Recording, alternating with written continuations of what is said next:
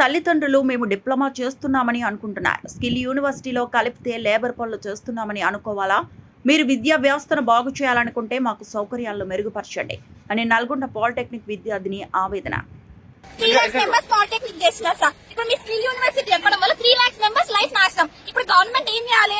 ఒక student life అనేది బాగుపడడానికి చూడాలి. కానీ మీరు ఇక్కడ ఏం చేస్తున్నారు? మొత్తం లైఫ్ స్పాయిల్ అయ్యాక ఏం చేయాలి? జాబ్ చేయడం రైట్ సార్. మేము జాబ్ చేయట్లేదు. మీరు జాబ్ చేయడానికి మేము చాలా సంతోషం. ఆ జాబ్ చేయడం వాటి డిప్లొమా పైన కల్పించండి. హైయర్ ఎడ్యుకేషన్ ఎందుకు వినమని చెప్పండి.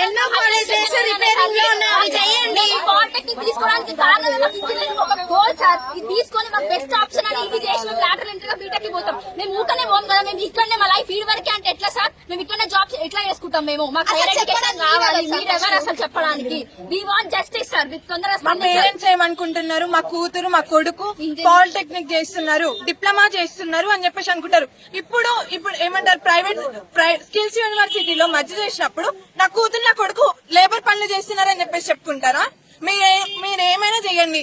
మాకైతే మా ఎస్బిటెట్ అట్లనే ఉండాలి, మా లాటరీ అట్లనే ఉండాలి.